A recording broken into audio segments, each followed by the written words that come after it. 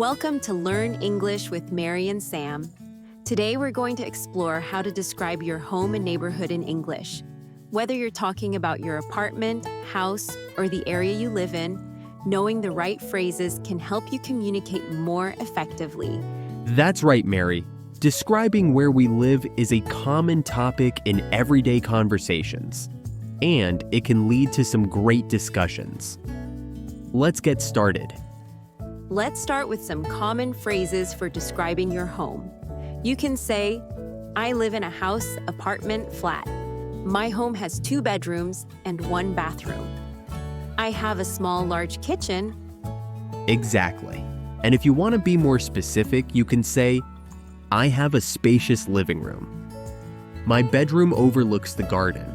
We have a cozy dining area. Let's look at a scenario where we're describing our homes. Sam, can you tell me about your new apartment? Sure. I live in a 2-bedroom apartment on the 3rd floor. It has a modern kitchen and a balcony with a great view of the city. That sounds lovely. Do you have much storage space? Yes, there's plenty of closet space in both bedrooms, and the living room has built-in shelves. Now let's talk about how to describe your neighborhood. Some useful phrases include, I live in a quiet, busy residential area. My neighborhood is very family-friendly. There are lots of shops and restaurants nearby. Great examples, Mary. Here are a few more. It's a diverse, multicultural neighborhood. The area is well connected by public transport. There's a park within walking distance. Let's role-play a conversation about neighborhoods. Mary, how do you like your new neighborhood? I love it. It's a vibrant area with lots of young professionals. There's always something happening. That sounds exciting. Is it noisy? Not really. My street is quite peaceful, but there are busy cafes and bars just a few blocks away. For more advanced learners, let's look at some sophisticated expressions. You can say, my home is a testament to mid-century modern design. The neighborhood has undergone significant gentrification in recent years. Our house boasts original Victorian features. Those are great, Sam. Here are a few more. The area is steeped in history. Our apartment complex is a paragon of sustainable living. The neighborhood is a melting pot of cultures. When describing homes and neighborhoods, cultural context is important. In some cultures, it's common to invite guests for a home tour, while in others, this might be considered intrusive. That's right. Understanding these nuances can help you navigate social situations more smoothly. For example, in many Western cultures, it's common to compliment someone's home when you visit. You might say, you have a lovely home. Exactly. And in some Asian cultures, it's polite to remove your shoes before entering someone's home. One common mistake is using overly boastful language when describing your home. For example, saying, my house is the best in the neighborhood might come across as arrogant. Good point, Mary. It's better to use more objective descriptions or focus on what you personally appreciate about your home. When describing your home and neighborhood, remember to use the present simple tense for permanent situations. For example, I live in a quiet suburb. the house has 3 bedrooms. That's right. And don't forget to use there is, there are to describe what exists in your area. For instance, there's a park nearby. There are several good schools in the neighborhood. Now, let's get interactive. We want to hear from you. What's your favorite thing about your home or neighborhood? Share your thoughts in the comments below. That's right.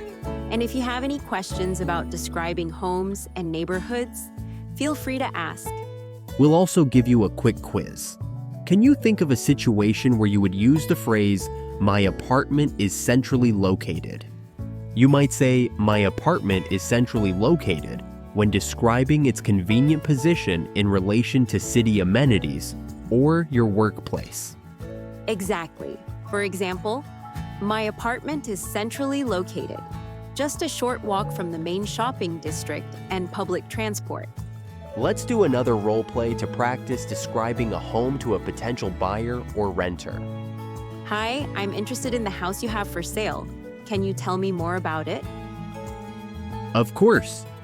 It's a charming 3-bedroom house with a spacious living room and a recently renovated kitchen. The master bedroom has an ensuite bathroom, and there's a lovely garden at the back. That sounds nice. What's the neighborhood like? The neighborhood is quiet and family-friendly. There's a good school within walking distance and a large park just 2 blocks away. You'll also find several supermarkets and restaurants nearby. This role play demonstrates how to give a comprehensive description of both a home and its surrounding area. Another scenario could be describing your childhood home. You might say, "I grew up in a cozy cottage in the countryside. Our family home was always bustling with activity. The best part of our house was the big backyard where we used to play." Those are great examples, Sam. Let's explore these phrases in a conversation. Mary, what was your childhood home like? Oh, it was a lovely old farmhouse. It had creaky wooden floors and a big fireplace in the living room. That sounds charming. Did you have a lot of land? Yes, we had acres of fields around us. It was wonderful for exploring and playing outdoors. Let's explore some vocabulary for different types of homes. A studio apartment, a small apartment with one main room, a duplex, a house divided into 2 separate living spaces, a bungalow, a 1-story house, a townhouse, a multi-story home, usually sharing walls with neighboring houses, a mansion, a very large, luxurious house. Great list, Mary. And for describing apartment buildings, we might use terms like A high-rise, a tall building with many floors. A walk-up, an apartment building without an elevator. a complex, a group of apartment buildings together. Let's practice using these terms in context. I've just moved into a new place. It's a cozy studio apartment in a 6-story walk-up. Oh, that sounds nice, but potentially tiring. Is it in a good location? Yes, it's great. The building is part of a larger complex with a shared garden and gym facilities. That's fantastic.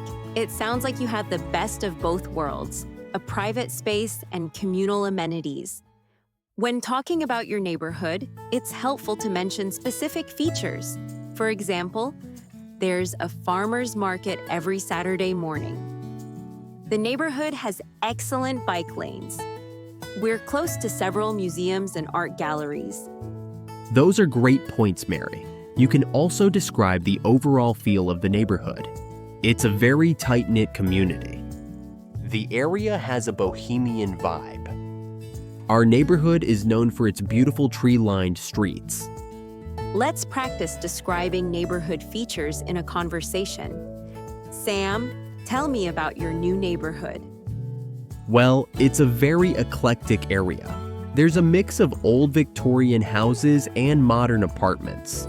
The main street is lined with quirky boutiques and cozy cafes. That sounds interesting. Is it easy to get around?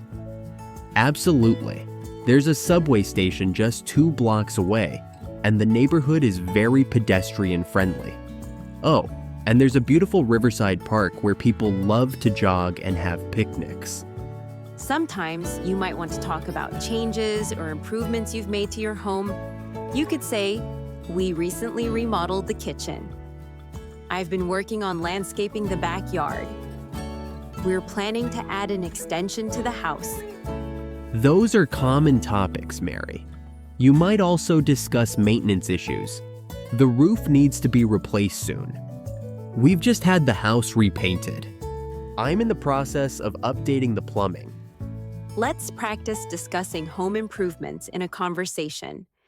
Mary, I heard you've been doing some work on your house. How's it going? It's been quite an adventure. We've just finished renovating the bathroom. It was a bit stressful, but the result is beautiful. That's great. Are you planning any other changes? Yes, we're thinking about converting the attic into an extra bedroom. It's a big project, but it would add a lot of value to the house. Today, we covered a range of expressions for describing homes and neighborhoods, from basic to advanced. Remember, use specific terms to describe the type and features of your home. Include details about the size, layout, and any special characteristics. Describe your neighborhood in terms of atmosphere, amenities, and location. Use the present simple tense for permanent situations. Be mindful of cultural differences when discussing homes. That's right. Practice these expressions in your daily conversations to improve your English skills and give vivid descriptions of where you live. Thanks for joining us today. If you have any questions or want to share descriptions of your own home or neighborhood, please comment below. Don't forget to like and subscribe to our channel for more episodes of Learn English with Mary and Sam. We have some exciting topics lined up for you in the coming weeks. Until next time, keep practicing, and remember, every home has a story to tell.